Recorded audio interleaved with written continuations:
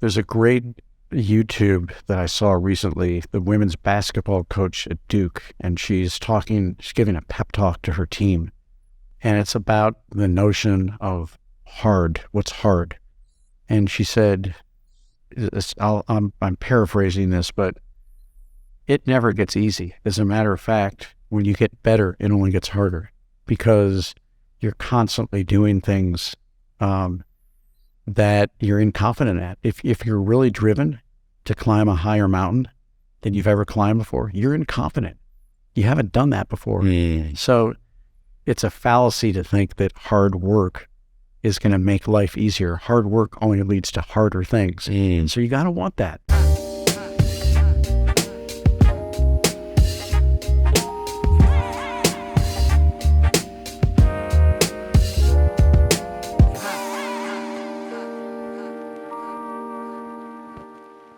We've been talking quite a lot, Danny, about, your story, your origin story, how sort of the framework and the fabric of your life was really brought together in order to be an entrepreneur. And you just kind of got to this place where Union Square Cafe has got some attention, right? And bring us back up to how I'd say how Union Square Cafe grew up.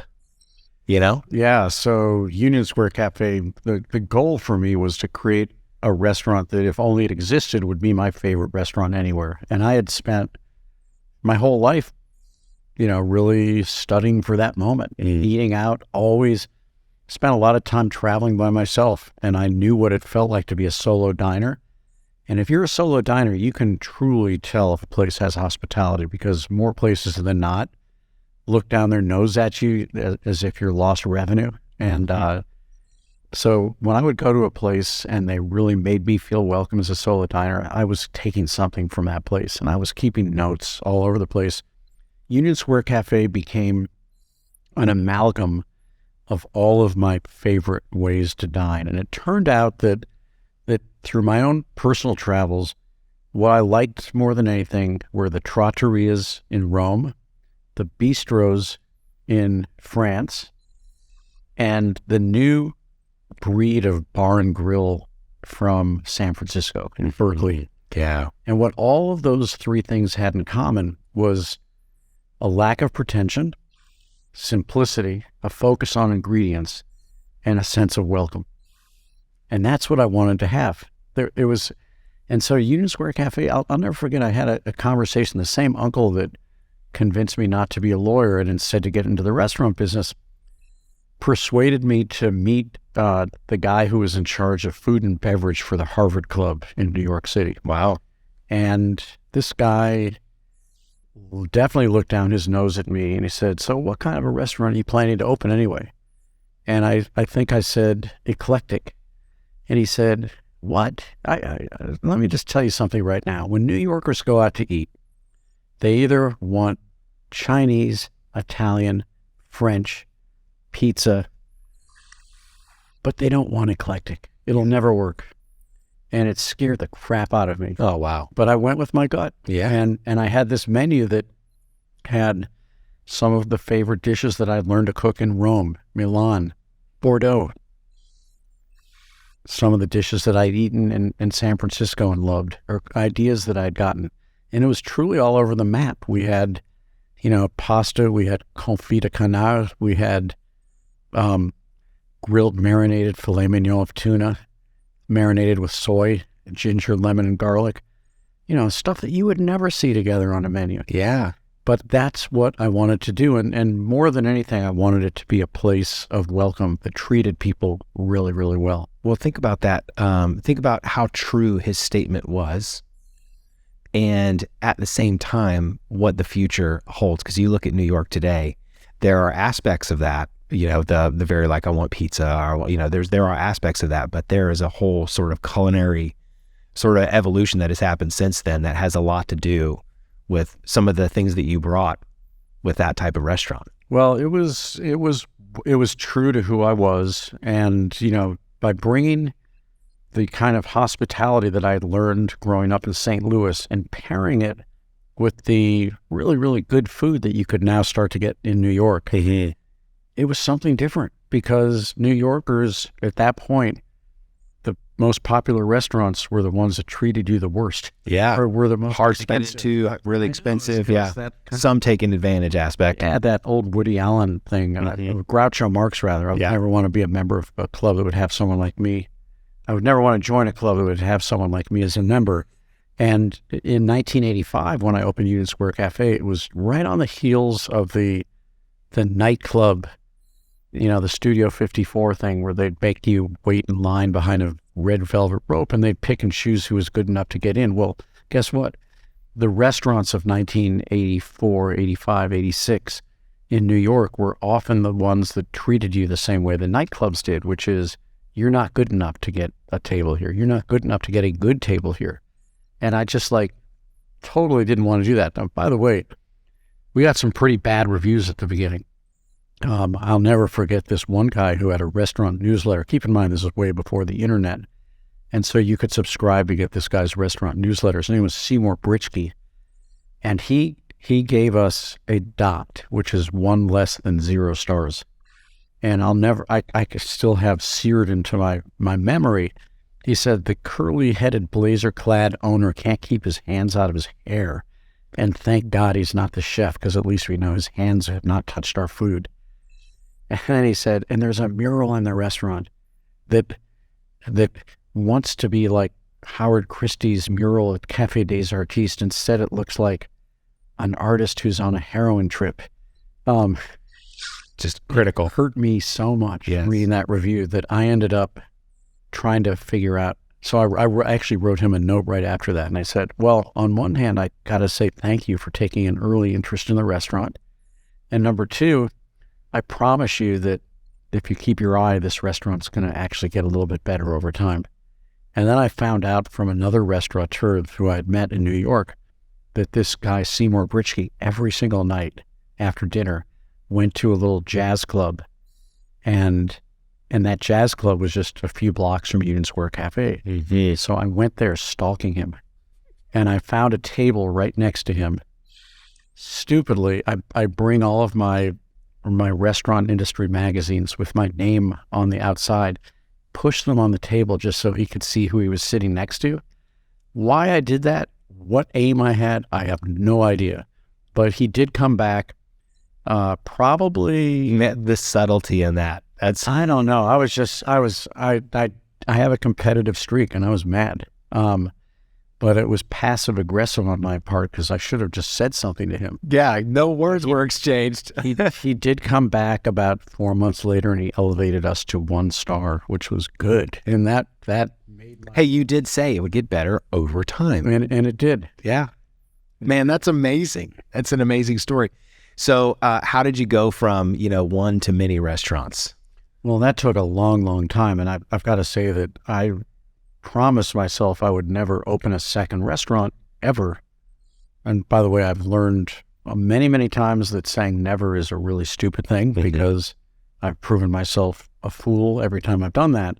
But like no drive-thrus. Exactly. The reason that I did not want to have a second restaurant is that I had watched my dad, who had been my hero, my childhood hero. I had watched him actually go through 2 different bankruptcies. Wow. Once when I was probably 14 years old, and I'll just never forget the family meeting in the living room of our home, and there were tears, and man, I was just like, my hero just got knocked off his pedestal. Mm-hmm. And then the second time he went bankrupt was just soon before he died at the age of 59 from cancer. But in each case, my association was that he went bankrupt because he had expanded too much. And so I had this sense that growing my business would land dangerous in the same spot my dad had been in. I just didn't want to go there. Mm-hmm. And you also have to understand that in the early days of the fine dining revolution in this country, people didn't know how to distinguish between restaurant chains and fine dining. And so you did not want to be known as a chain. Yeah. No matter what you did. So I had 2 really compelling reasons to not grow. One was didn't want to end up bankrupt.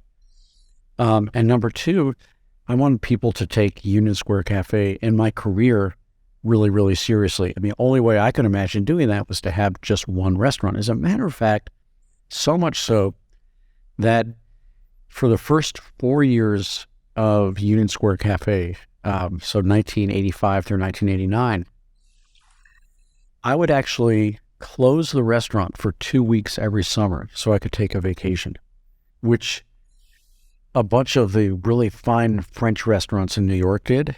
And I wanted to be in that list in the New York Times where they would list the restaurant closings for the summer, because I thought that would elevate our stature. So I was completely anti-growing. And it truly was not until my dad died in 1990, so that was, at that point, Union Square Cafe was about 5 years old, that... what was his sentiment before he died about your success? Well, he had a pretty tough sentiment with it. As a matter of fact, it gets really, really complicated, but my parents had been divorced, and he did not come to the opening of Union Square Cafe. Everyone else in my family came. Wow. So I don't know whether he felt competitive with me, but when my parents split up, this guy who had been one of my best friends for my whole life, we had a divergence. Wow. So it was rough. But after he died, I got some therapy, and one of the things I had learned, big surprise, is I'm not my dad. Yeah. Another thing I learned is there's a whole lot of businesses in the world that didn't go bankrupt because they grew. Yeah. And I was able to see that there was a different thread that seemed to be consistent amongst his bankruptcies, which is that he had not always surrounded himself with a lot of people who could do stuff better than he could do it. Okay. He almost had this need to surround himself with people that elevated him because he was better than them. And it was a big flaw. Yeah. And so I made the choice. I said, I'm liberated right now. And if it makes sense to grow, I'll grow. And number two is I'm going to damn well make sure that I'm surrounding myself with people who can do all kinds of things as well or better than I can. And that's been a hallmark of every team that I've had since that point. Yeah, there's something that's really wonderful though about what you just articulated in a really eloquent way, was this idea of, there's a difference between your business being a part of your identity versus putting your heart and soul into it. And I think that that's really, really interesting. Like if you think about the how you sat and evaluated the reasons that you'd come to a conclusion about I shouldn't grow because of risk or reputation. And the risk was born of this really hard, traumatic 2 bankruptcies kind of thing, in the way that your dad may have had his identity in the business, and you have figured out how to just put heart and soul into it and maybe not build your identity around it. Well, that's a nice thing to say, but I think you're being generous. Okay. I think I had everything wrapped up in it. Oh, yeah? And so there was more to unfold there. Yeah, and I know this for a fact because many, many years later, and we'll come back to this, but when I stopped seeing myself as a restaurateur and instead as the CEO of a restaurant company, I realized that I did have my identity wrapped up in being restaurateur Danny Meyer. So it's a great observation, but I don't know that I can own it as it applies to me. So you're being generous with that. But here's what happened next. I started seeing that I hated when people would leave Union Square Cafe. I felt I would do anything to keep anybody. And yet, because I wasn't growing, the only way an aspirational team member could grow would be to leave. Yeah. Had to take the off-ramp. They could only grow out. Yeah. I wasn't getting a new chef, a new service director, a new wine director, a new general manager. I wasn't going anywhere. So if you really wanted to grow your career, you only had the choice of taking the off-ramp. And I hated that. So stuff was starting to brew inside of me. And then one day I got a call from a really, really good chef whose food I adored at his restaurant, which had just gone out of business. His name is Tom Colicchio. You may know Tom. Oh, yeah. Top Chef Tom Colicchio. Well, before he was Top Chef Tom Colicchio, he was Chef Tom Colicchio. Yes. And I loved his cooking at his restaurant Mondrian. That did go out of business in 1992. About 1992. Because isn't craft his sort of... That came way later. Yeah. That came way later. Oh, yeah. But Tom, when the restaurant went, we had actually met through Share Our Strength, which is a national organization that fights childhood hunger. Oh, wow. And Tom cooked at an event that I was organizing, and then we also cooked together in Aspen for Food and Wine's top 10 new chefs in America. He won it the same year that our chef Michael Romano won it. So we started to get to know each other. And when his restaurant went out of business, he said, "Would you ever consider opening a restaurant with me? Because I loved Union Square Cafe, and I think we could do something special."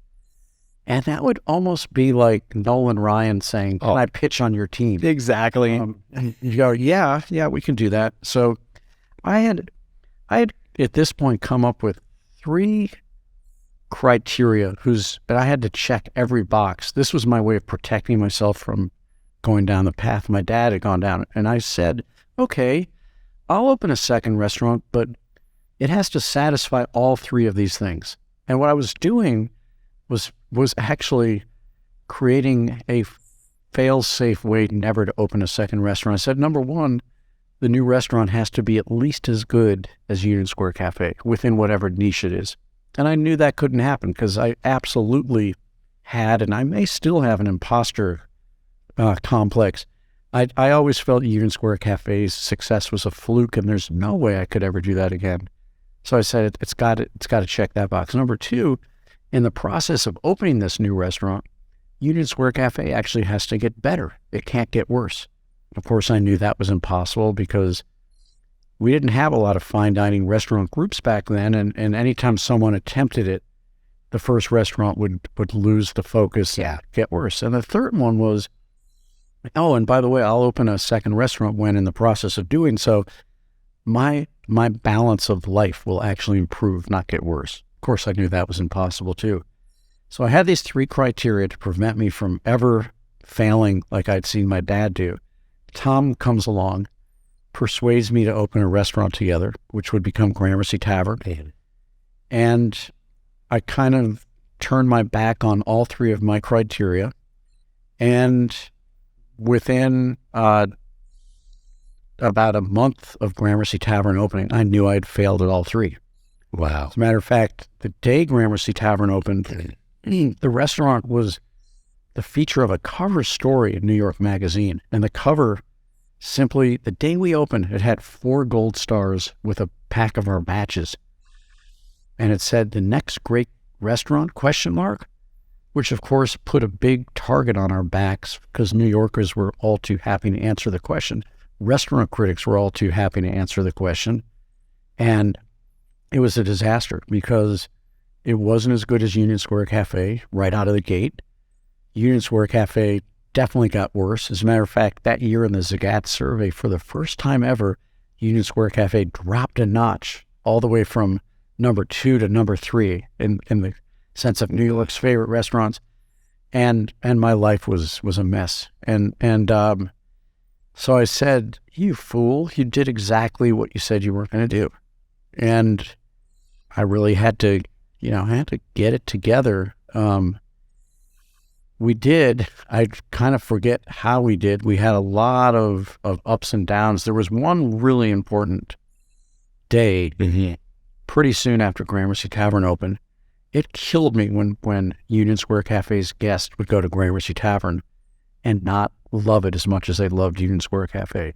It also killed me when a first-time guest at Gramercy Tavern who liked it, would then go to Union Square Cafe and not like Union Square Cafe.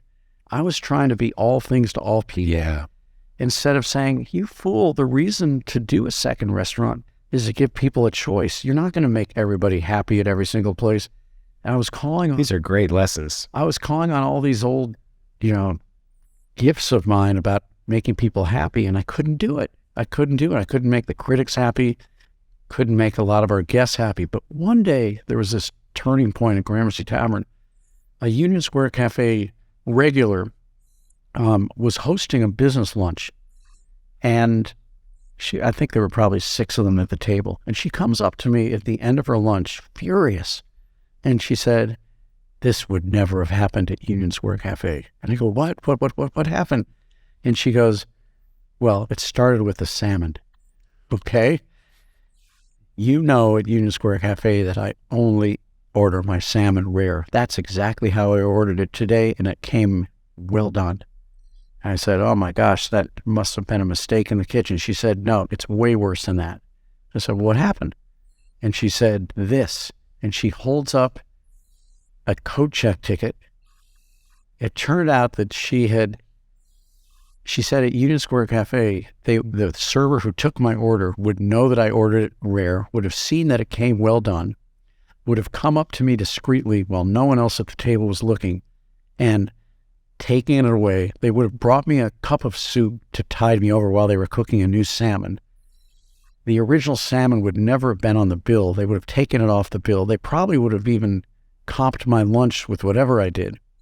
But you know what your guys did? No one paid attention.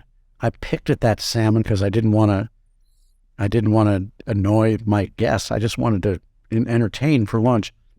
And instead, your manager, she points to the guy who was our general manager, who I had made a partner, gave me a coat check ticket and said, "The rest of your salmon will be waiting for you in a bag in the coat check room." Left it on the bill. She said, "I cannot believe you did this." So I was furious because I was out of control. I was running back and forth between these 2 restaurants. They were only 4 blocks apart. That was part of my plan, is that I could be everywhere at all times. But it seemed that wherever I was, something bad was happening at the place where I wasn't. Mm-hmm. And that was the point when I said to myself, the same thing we ended up teaching our kids when they were very young: use your words. I learned that as a leader, as a manager at Union Square Cafe for those 10 years, it was 10 years where I only had 1 restaurant, that my leadership style was, if you see Danny doing it, that's what he expects you to do. Well, it wasn't. I was teaching people about wine. I was teaching people about food, but I wasn't teaching people. I was even teaching people about service, how to set the table, but I wasn't teaching people how to make choices. How I went through the process of saying, this is how we do things. That not this is what we do, but this is how and why we do things. I wasn't doing that. So I had an all-staff meeting at Gramercy Tavern 2 days after this because I was so mad. And that was the day that I said, number 1, from this moment on, you need to understand that hospitality is our name. The way we make people feel is why people will either love this restaurant or not, over and beyond the food, how we make them feel. And I expect you to lead with generosity. I expect that you believe that you're never going to put us out of business by being generous to people. So true. And that act of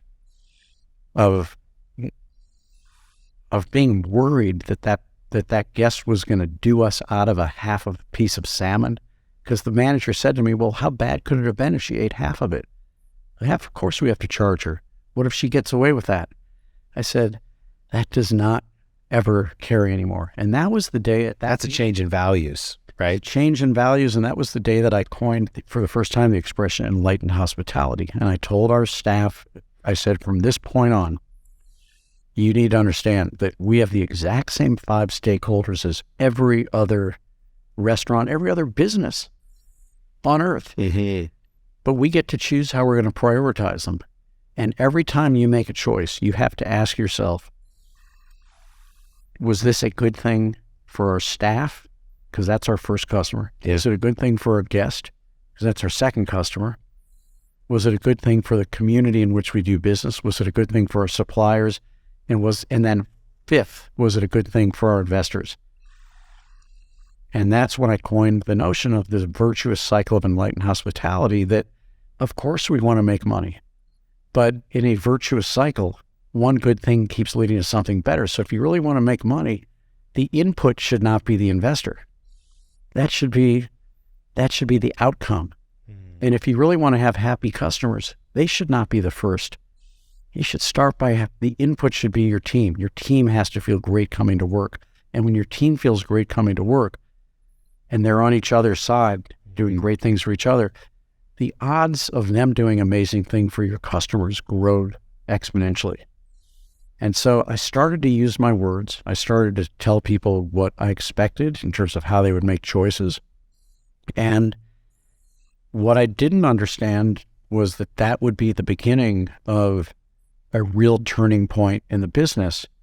I've started to understand completely this recipe. I told the team, I said, your job when you come to work is to get 100 on your test. And here's how you do it.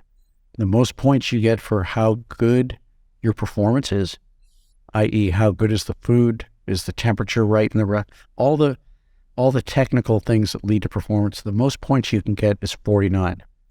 That leaves 51 points for how you made someone feel.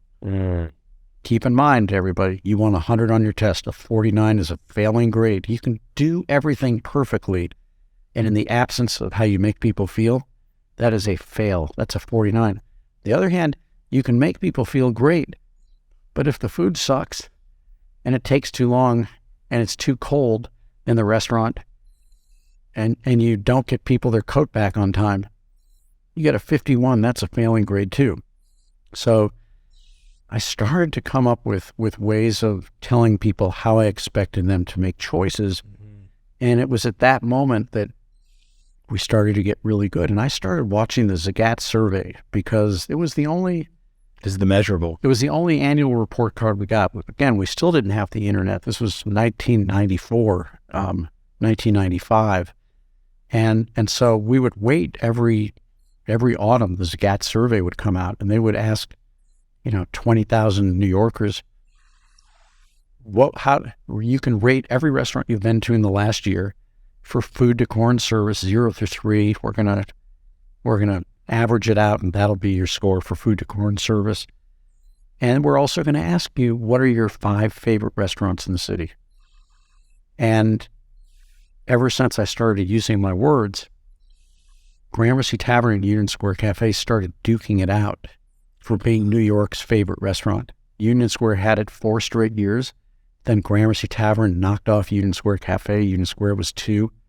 Then Union Square got it back.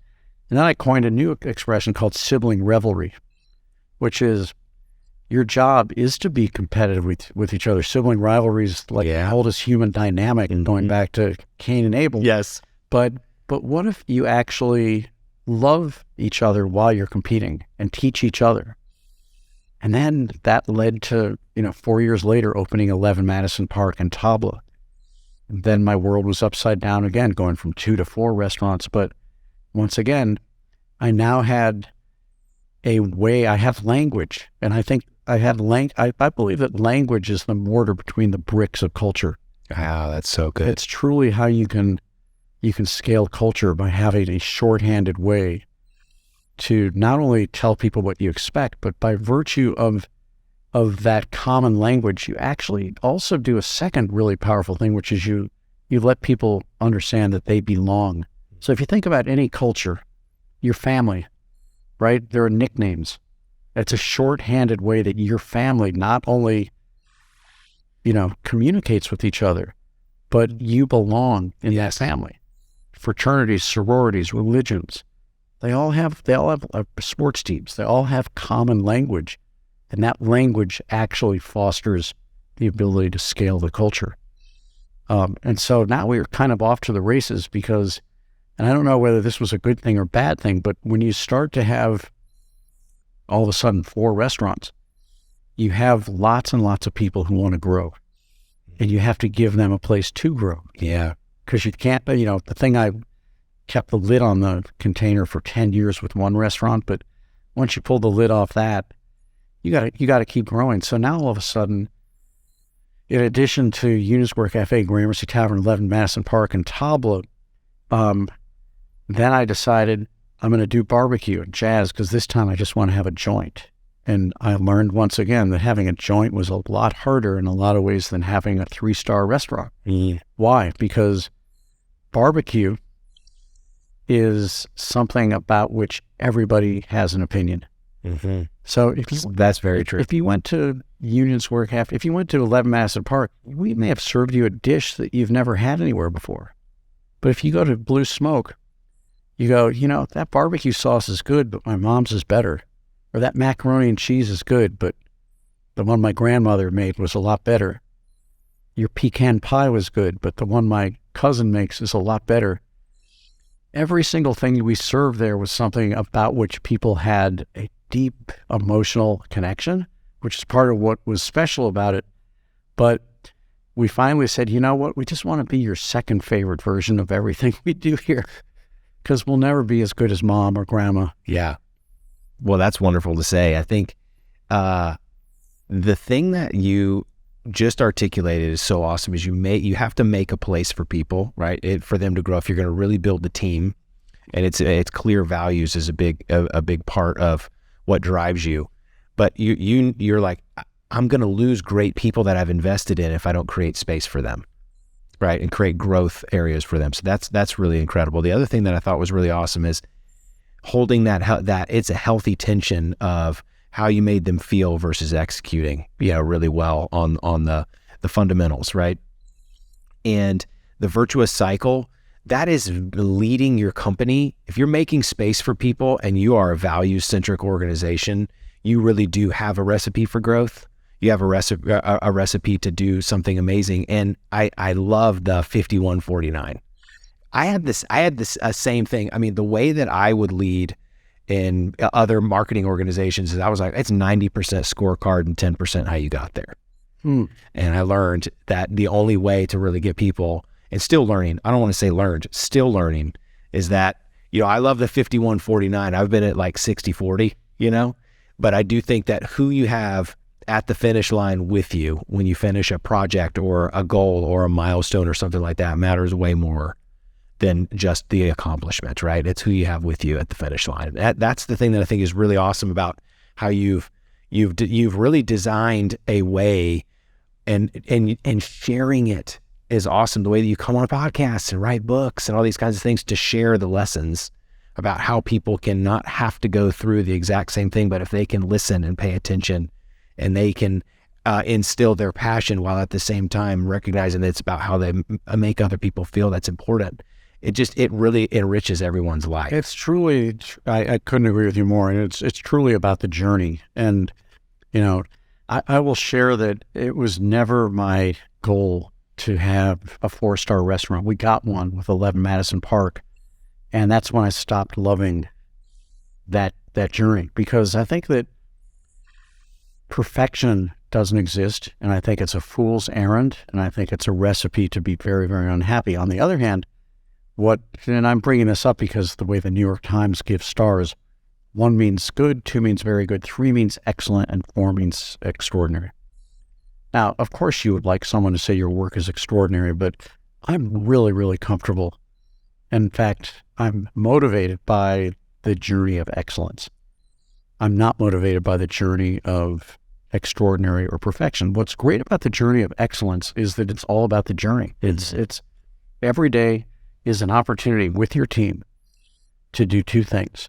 Honor the work you did together yesterday, flawed though it may have been, and agree on 2 or 3 things that we could do together a little bit better today. If you do both of those things every single day, you actually feel good. Your humanity means you're making mistakes, but you're also striving to do it a little bit better. And that means it is a journey. And that is truly what motivates me with all of our places to this day. And on the other hand, when I see people on their back heels, and don't get me wrong, I aspire to be a little bit better tomorrow than we were yesterday. I don't like just saying, well, that was yesterday, we'll see what happens today. I'm all for honoring, we did some things well yesterday, even though we made mistakes. And I can say that every day I've ever woken up in my life, I can say that. We did some things well yesterday, and we made some mistakes. But I can also say every single day of my life, there's 3 or 4 things we could do a little bit better. And if that's instilled in everybody, it's a healthy balance, and it actually feels good to be on that journey together. It doesn't feel great to be trying to be perfect, because life's not perfect. Nothing's perfect. And by the way, no one's favorite restaurant is a perfect restaurant. Yeah. The imperfections is what makes it great. Your favorite restaurant is the restaurant that loves you the most. Mm-hmm. End of story. That's so true. We would be remiss if we didn't talk about Shake Shack, because I think that, you've got these, as a group, you've got these very cool concepts that you've been able to execute on. And I just think it would be really awesome to talk about the thing that scaled, and how you did that and how that came about and some of the lessons you've learned along the way there. Sure. Well, Shake Shack was the very first time that we ever did anything for a second time. There was it was like, we were writing a lot of hardcover novels, but we never put anything into paperback. And Shake Shack was, probably one of the best accidents I've ever had in my life. And what happened with Shake Shack is that when we opened 11 Madison Park in Tabla, which had these beautiful windows overlooking Madison Square Park, the problem was Madison Square Park was kind of a disaster. It had fallen into complete disrepair over many, many years. It had been one of the most beautiful parks in the city back at the turn of the century. That is the turn of the 1800s becoming the 1900s. And then probably in the 1940s, it just became a disaster. It took its name because the original Madison Square Garden was on Madison Square Park. And I had read this book called The Alienist by Caleb Carr. It's a great mystery. And it all took place right in this neighborhood. And it gave me the idea of, well, what if we could bring this park back to the same measure of I don't know, beauty and societal impact that it had 100 years before. And this was about 1997 I started. So now I'm on the cusp of the next century. And I said, but in order to do that, we've got to invest in the park. So even before signing my lease with our landlord, which was MetLife Insurance, they owned the building, I said, will you guys, before we even talk about terms on the lease, will you join me? Will you commit to joining me in trying to restore Madison Square Park?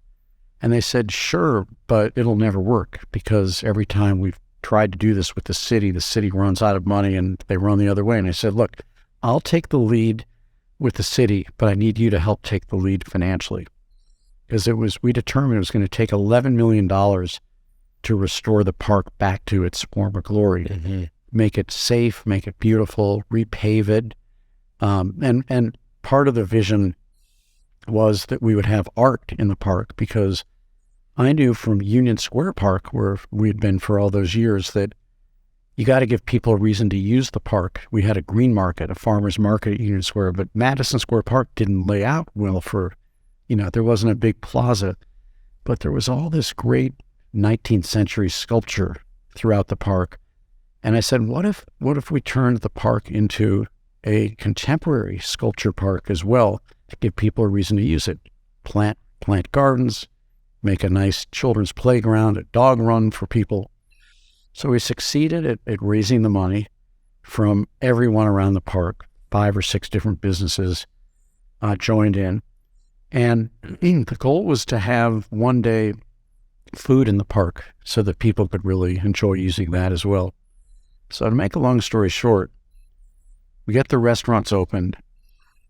The parks department says, you can open a food place here, but they changed their tune, because when we did the deal with the parks department originally, they said that the rent that the food pays is going to go back into the park. And they changed their tune, saying, nope, any income from, if you guys do any kind of food here whatsoever, any income is going to go to the general city coffers. It's not going to go back into the park. So we said, all right, great, we won't do food. So a couple of years go by. We did get the art program started. And in 2001, working with the Public Art Fund, we brought in a sculptor from Thailand who had this wacky idea that he was his piece of art in the summer of 2001, leading up to 9/11, of course, but his sculpture was going to be called I Love Taxi. Go figure. He had 4 taxi cabs up on stilts, and he designed a hot dog cart to look like like his taxi art. And the problem was he needed someone to operate his hot dog cart. And I said, well, we'll do it. And my partners looked at me like I was crazy. And they said, what the hell why would we do a hot dog cart? And I said, I've been thinking a lot about hospitality, and I'm tired of people saying that hospitality only works in fancy restaurants. I want to see if we can take something as mundane as a hot dog cart and make it the best, most popular hot dog cart anywhere. And I want to put to work the tenets of Enlightened Hospitality. I go, what are you talking about? And I said, here's the thing. Let's take all of our out-of-season coat checkers who have to wait till the weather gets cold to have their job, and let's let them run the hot dog cart so they can have a job all summer. Number 2, I want to do Chicago-style hot dogs. I'd spent a lot of time living in Chicago, and I loved them, but the other cool thing is they've got 8 classic toppings. And I said, wouldn't that be fun if we could get to know all of the customers at the hot dog cart and remember, oh, that's the guy that likes everything except mustard, and that's the woman that likes everything except neon pickle relish. That's the person that likes everything except sport peppers. Wouldn't that be a cool thing? So we get this hot dog cart up and going as part of his piece of art. The artist's vision was kind of wacky. He said, I'm making a political statement because everyone in the world has either been able to afford being driven in a taxi or had to be the guy driving it. And everyone else in the world could either afford to buy a hot dog or had to be the guy selling it. So that was what he did. We operated the hot dog cart. We were cooking these hot dogs in a very gourmet style up in the private dining room of 11 Madison Park, and then wheeling them over. We made homemade potato chips, beet-stained potato chips, lemon verbena, iced tea. Okay, so we'd have 100 people waiting in line at this hot dog cart every day. We were losing money because we had 4 people. There's a reason hot dog carts don't have 4 people working it. Mm-hmm. But the hot dog cart gets covered by ABC, CBS, NBC, CNN. The New York Times actually reviews it. And 9/11 happens. The art goes down. Now it's the summer of 2002. And the community, New York was pretty depressed, both economically and just emotionally. The neighborhood said, can you just, even though the art's gone, can you bring back the hot dog cart? So we stripped off his art from the hot dog cart, same exact product, brought it back in 2002, did the same thing in 2003. 2003, I came up with a great idea, and I said, this year, we're going to donate all of our profits to Madison Square Park Conservancy, which is real easy because we had been losing money every year. Yeah. Somehow we made $7,500 that year. 2004, we were successful at persuading the city to allow us to have a kiosk in Madison Square Park. I had just read this book by Billy Shore called The Cathedral Within about creating community wealth. And I said, what if this kiosk could become a community wealth venture? And so I talked to my mom and I said, would you join me philanthropically in contributing this kiosk to the park so the park can become the landlord? We'll own the business. No idea if it'll work, if it'll do well or not. But if the park owns it, the park can then generate income from it. He had a new mayor at this point, Mayor Bloomberg, a new parks commissioner, Adrian Benepe, and they agreed that 100% of the rent would go into Madison Square Park. I said, so what if this kiosk could actually keep the park safe because it'll be populated morning, noon, and night? And what if it could actually create a revenue stream? And so I scribbled, literally within 10 minutes, I scribbled out a menu in pencil, came up with 5 really bad names. I still have that menu framed right now. 90% of what I scribbled out is on the menu at Shake Shack. I had names like Custard's First Stand, Dog Run, Park Paradise, Madison mixer. And somehow the name Shake Shack occurred to me. And I had a couple arguments with a couple of my partners who preferred some other name, but I stuck to my guns and called it Shake Shack. We had the thing built modularly in New Jersey. And one day it was in the park, completely built. Wow. It's almost like the House of the Wizard of Oz. Nothing to something.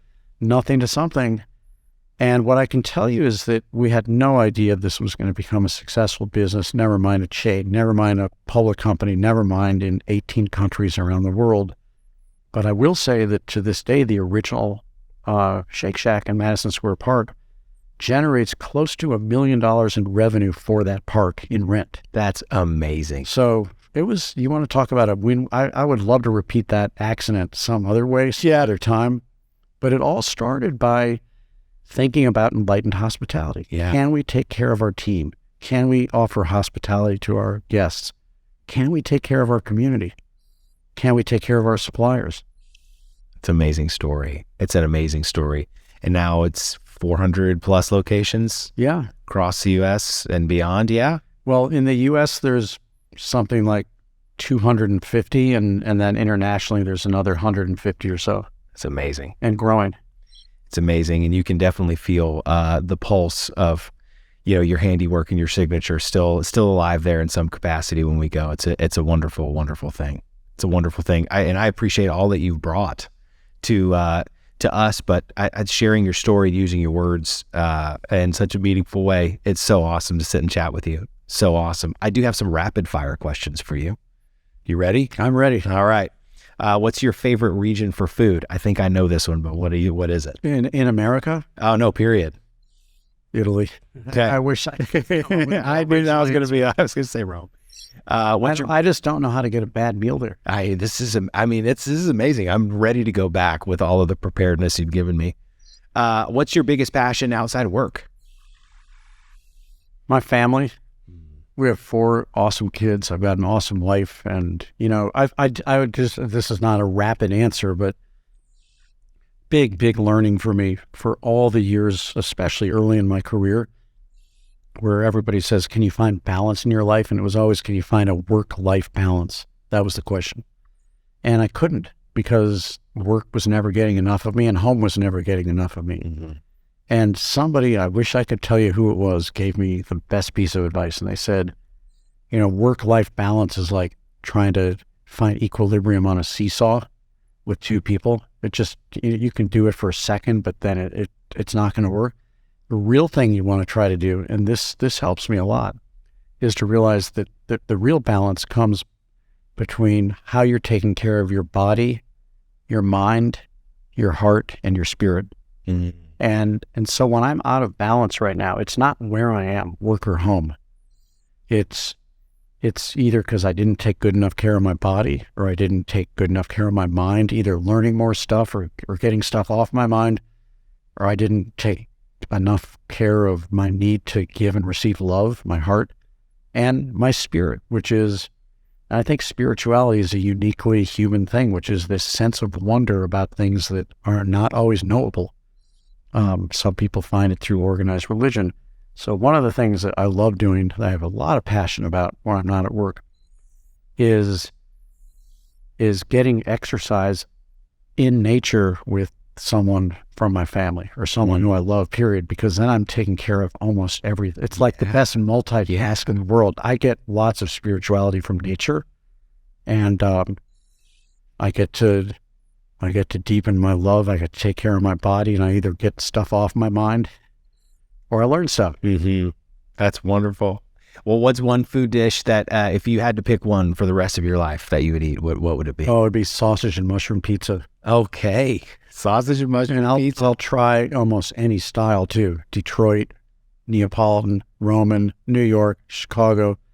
I love what pizza says about where you are. Everybody seems to have their own style of pizza, but sausage and mushroom is my go-to. That's the thing. All right, who'd play you in a movie?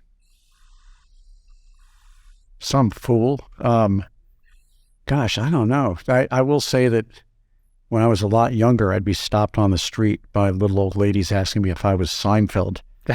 And now Seinfeld came into one of our restaurants once, and I made the mistake of asking him if anyone ever stops him and asks if he's Danny Meyer, but he didn't find that very funny. He didn't find that funny. He's like, absolutely not. Yeah, I don't know who would play me.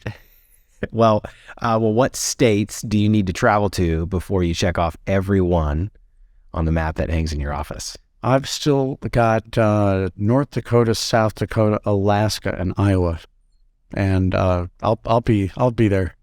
Well, who's another entrepreneur that inspires you? So many. I don't have one, and I'm not trying to be cop out right now, but I think there's something to learn from everybody. I often get asked, Danny, when you go to someone else's restaurant, must drive you crazy. And it's the opposite. There's something that every restaurant has to teach me that I didn't think about. Mm-hmm. I do go crazy in my own restaurants because the things that we're doing wrong really bother me. Mm-hmm. But when I go to someone else's restaurant, I don't care what they're doing wrong. That's their problem. Yeah. I care what they're doing right, because then I can maybe appropriate some of that for myself. Oh, that's awesome. I think you have definitely mastered the art of paying attention. I think that's definitely one of the things that I've observed just sitting here chatting with you. It's definitely something that is a routine for you, is paying attention. Super awesome. I think that entrepreneurs are, by definition, innovators, right? You're trying to solve a problem maybe before other people recognize that it was a problem, and certainly before they found a solution. Mm-hmm. And I think that innovation is basically that you have paid attention to a lot of things, and you've got your own file cabinet in your mind and your heart where you're storing all these dots of information. And you find the right moment to connect dots in a fresh way. You didn't invent any of those dots, but I think the best innovators did pay attention, and they also pay attention to the moment when it's just the right moment to say A plus C plus F dots are going to equal something that feels fresh. Shake Shack's a great example of that. We didn't invent burgers or fries or shakes. None of it. And yet there's something that feels different about it. Why? Because we found the right moment to connect dots of stuff that I'd grown up loving and pairing it with the kind of hospitality that I often found lacking from fast food restaurants. That's powerful. Well, what's next for Danny Meyer? Well, continuing to grow and to pay attention to things. I recently named one of my colleagues CEO. I gave up the title CEO. You talked earlier about identity and all that kind of stuff. I wanted to give myself the freedom to do more of what uniquely I can do, and to give up an area to someone who can do some of the stuff a lot better. He's a way better manager than I ever was. Mm. It's gotten to be a pretty big company. And so now I'm spending more of my time with chefs in our company trying to make the food better. We have an investment business called Enlightened Hospitality Investments, where we recognize that we don't have all the best ideas in the world, but what if we could recognize those entrepreneurs who did come up with great ideas, who lead with the kind of culture, whatever they happen to call it, but lead with the culture that we call Enlightened Hospitality, where it's an employee-first culture. And so we have raised now 2 funds, and we're providing strategic growth equity for, at this point, 18 different businesses of people who came up with an idea I wish I had come up with, who lead in a way that I would hire in a second if I needed that person. Mm-hmm. And so we're having fun doing that too. That sounds like a lot of fun. I want to say how much of an honor it was to sit and chat with you.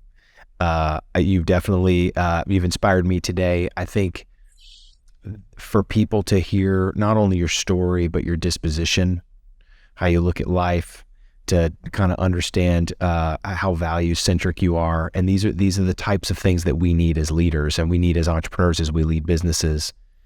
We need to instill these things. And I just think just how special it was to hear that. And it means a lot that you came out here to have the conversation with me. I want to meet the person who wouldn't accept your invitation. Oh, yeah? Yeah. Me too. You're awesome. And I've really enjoyed it. So thank you. Any last words you want to leave us with? Well, I think I'll leave with just one thought, which is that there's a great YouTube that I saw recently, the women's basketball coach at Duke, and she's giving a pep talk to her team. And it's about the notion of what's hard. And she said, I'm paraphrasing this, but it never gets easy. As a matter of fact, when you get better, it only gets harder because you're constantly doing things that you're incompetent at. If you're really driven to climb a higher mountain than you've ever climbed before, you're incompetent. You haven't done that before. So it's a fallacy to think that hard work is going to make life easier. Hard work only leads to harder things. So you got to want that. Got to get familiar with hard. You got to get familiar with hard and love it. And you got to get familiar with feeling incompetent, and to say that the only way you get to grow is to be uncomfortable.